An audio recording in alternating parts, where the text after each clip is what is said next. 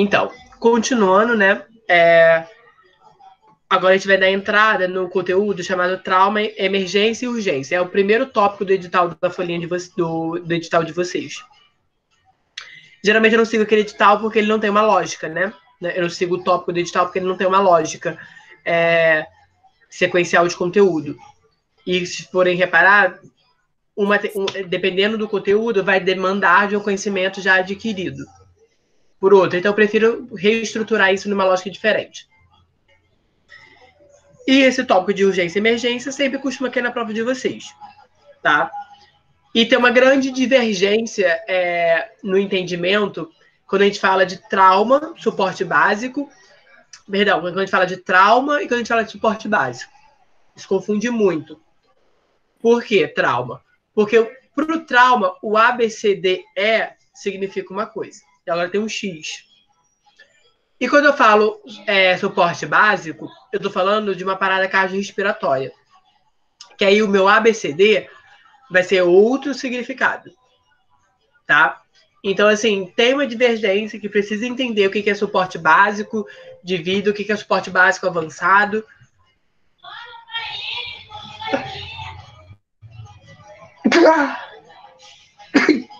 O que é trauma, essas coisas assim. Tá? Então, bora o que interessa, né? Deixa eu mostrar para vocês. Apresentar minha telinha.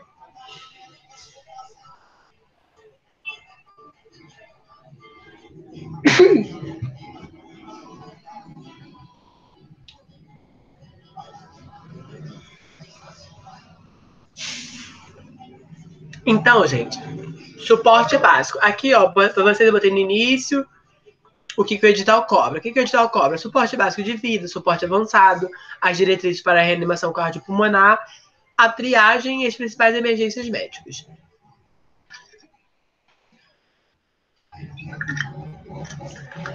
As principais emergências médicas, a gente acaba falando pelas aulas, né? Ela acaba ficando distribuída aí pelas aulas de centro cirúrgico, pelas aulas de fundamentos, tá? Que a gente acaba falando, por exemplo, de atelectasia, IAM, angina, essas coisas assim.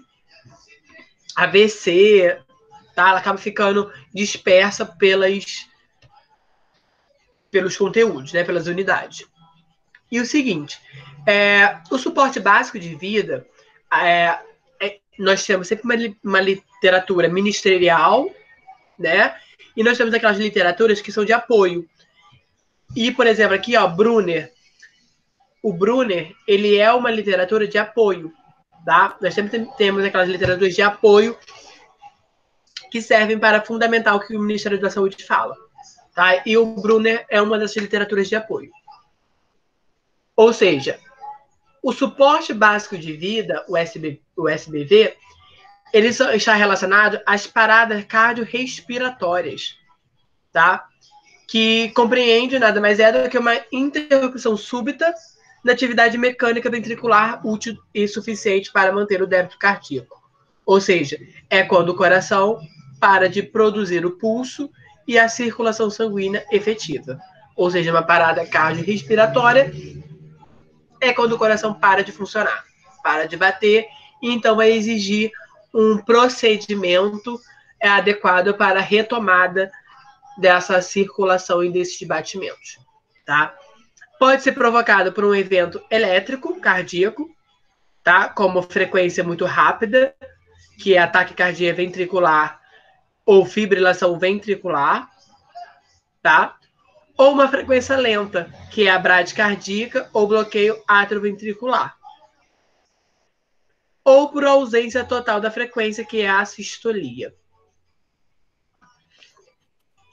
Tá?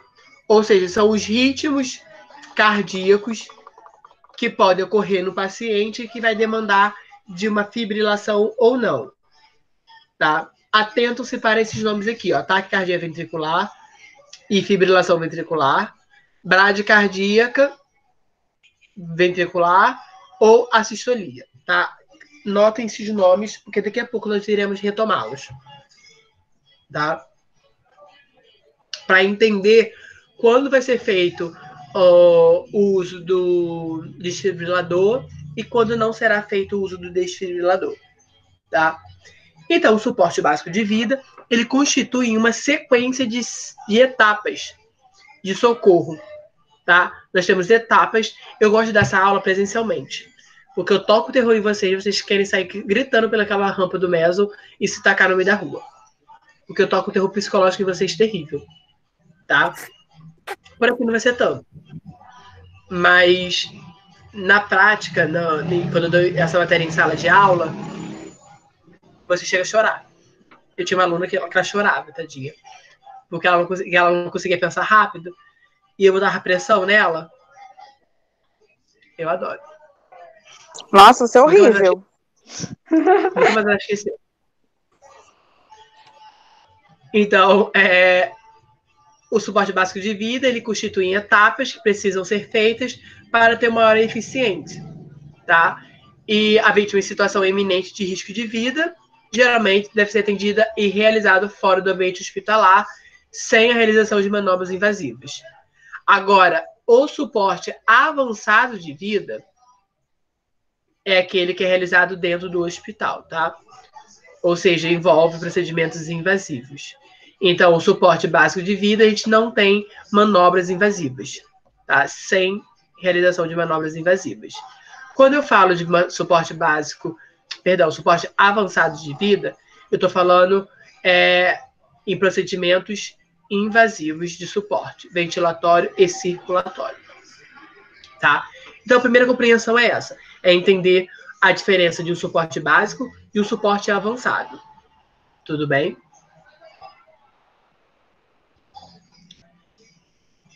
Ao realizar as manobras executadas tanto no suporte básico como no suporte avançado, requer uma equipe treinada, tá, para atuar nas paradas cardiorrespiratórias. Por quê? Se eu não tiver treinada, ela não vai conseguir fazer um suporte básico de vida suficiente para salvar a vida desse indivíduo. Então, precisa estar em consonância, equipe e adequada para poder atuar de forma propícia. Aí precisa entender uma coisa, a diferença de urgência e emergência, coisa que a gente já falou lá no centro cirúrgico, correto? A ideia vai servir para as duas, tá? A urgência, quem vem primeiro, o E ou o U?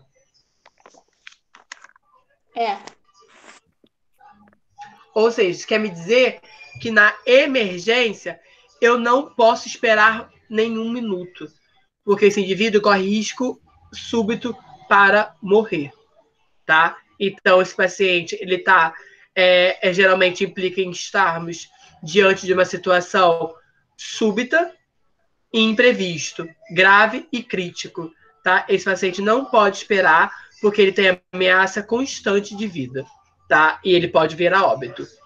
Então, a emergência é aquela situação muito, muito, muito grave.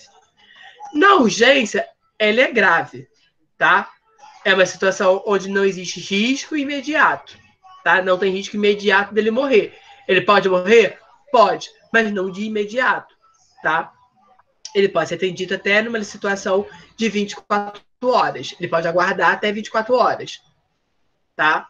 Óbvio que a gente não vai fazer esperar ele 24 horas, ele vai atender o quanto antes possível, mas vamos ponderar o que é urgência e o que é emergência, tá?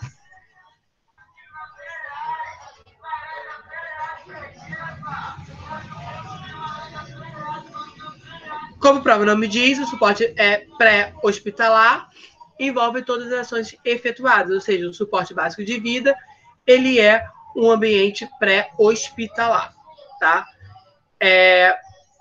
Que é realizado antes da chegada do paciente ao âmbito hospitalar, e ele compreende 3 etapas.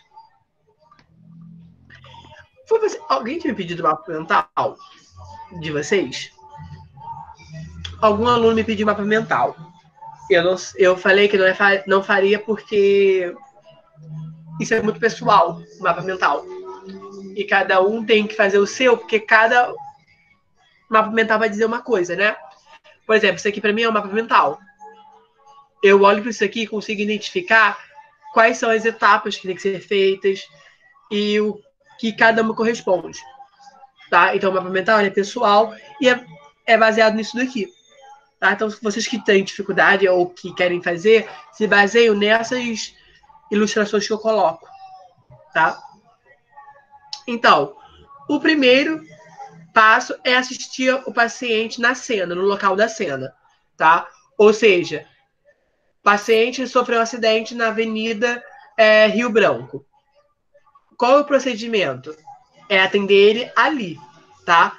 Não remover ele do lugar, já prestar assistência de saúde no local, tá? Para você minimizar os riscos de morte desse paciente, tá? O próximo passo é ligar para a SAMU, né? Ou para uma ambulância, para o corpo de bombeiro, para fazer o transporte desse paciente até o hospital. E nesse transporte vai ter equipamentos necessários para garantir a vida e a respiração desse paciente, tá? E a terceira é a chegada do paciente no hospital. É quando você recebe esse paciente e encaminha ele para a sala vermelha, tá? Porque ele vai ser entubado, talvez, ou ele vai sofrer outros procedimentos cirúrgicos invasivos, tá? Perdão, cirúrgicos não. Vai sofrer um procedimento assistencial invasivo para o resgate da sua consciência e da sua saúde. Ou seja, então, a PH se divide ainda em duas modalidades, como eu havia falado antes: o suporte básico de vida e o avançado. O suporte básico de vida é aquela que não tem manobras invasivas. Olha aqui, um resumo é isso. Ó. SBP não realiza manobras invasivas. Enquanto a suporte avançado, nós entraremos com suporte invasivos, tá? Ou seja, procedimentos invasivos de ação ventilatória, circulatória, como, por exemplo, a intubação orotraqueal, acesso venoso, a administração de medicamentos. Tá?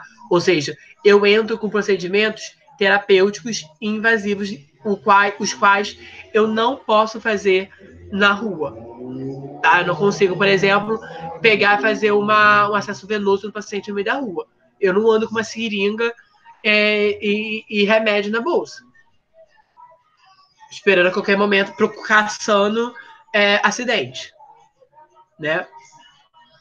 E geralmente o suporte avançado é prestado por uma equipe composta por médicos e enfermeiros. Aí aqui que está a chave da questão, porque nós temos umas diferenças que confundem muito a cabeça de vocês, tá? Aí vamos para o seguinte. Esse ano ou foi ano passado? Não lembro agora, mas a edição mais recente da PHTLS, que ela vem dizer sobre o suporte ao trauma, tá? Ou seja, o suporte ao trauma da PHTLS, da nona edição, ela acrescentou o X no ABCDE, tá? Agora é X, ABCDE. Na oitava edição não tinha o X, tá? E ela vem dizer o seguinte: esse X significa de hemorragia, tá? Então, a PHTLS, que é o novo manual de comando, ela vem dizer, que é a nona edição, o atendimento ao paciente com trauma e que apresenta hemorragia. Ela acrescentou o X de hemorragia, tá? Agora é X, ABCDE, ou seja, controle da hemorragia para depois começar o suporte de ABCDE, tá? E que o D aqui dela, eu vou falar depois do D.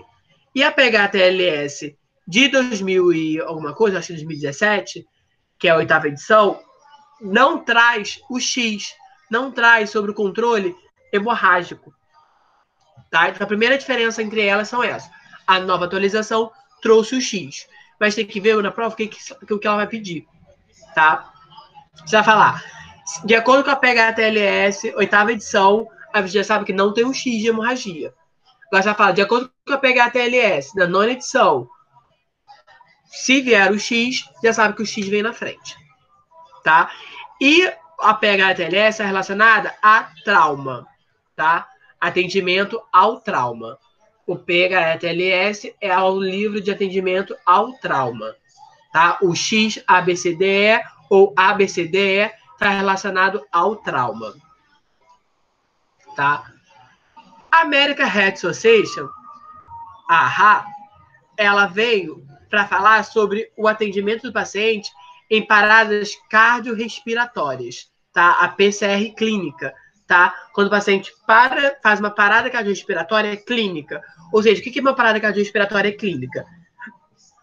É quando esse indivíduo sofre de um infarto agudo do miocárdio, tá no restaurante e de repente ele infarta, tá? Tá no restaurante e tem um AVC. Ou seja, isso é uma parada cardiorrespiratória clínica, que é o PCR, tá? A American Heart Association, atualmente, ela mudou a ordem.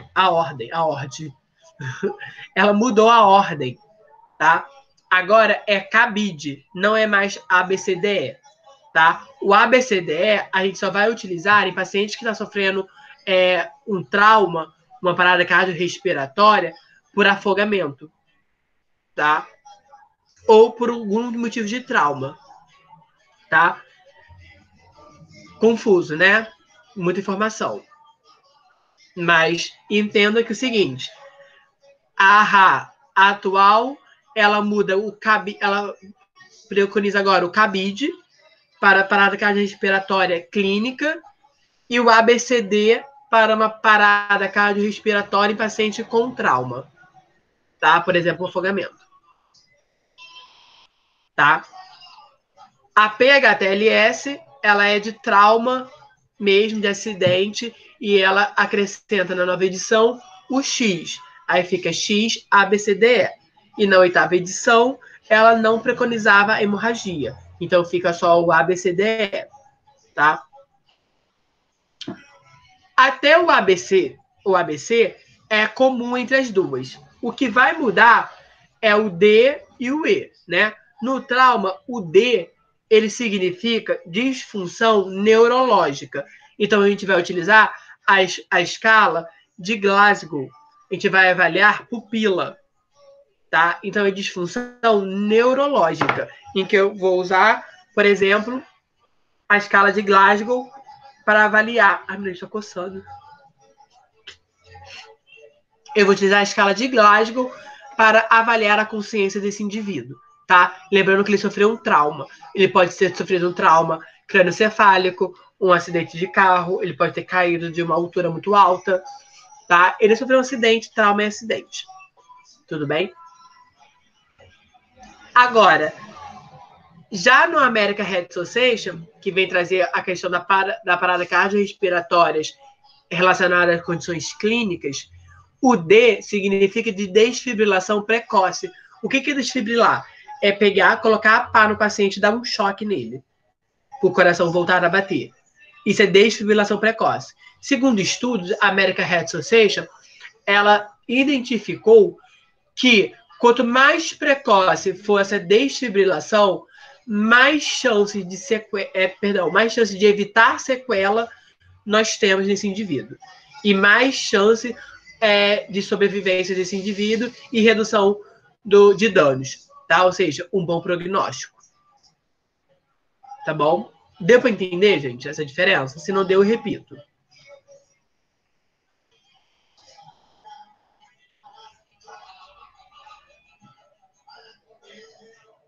Deu, não deu, repito, faço o quê?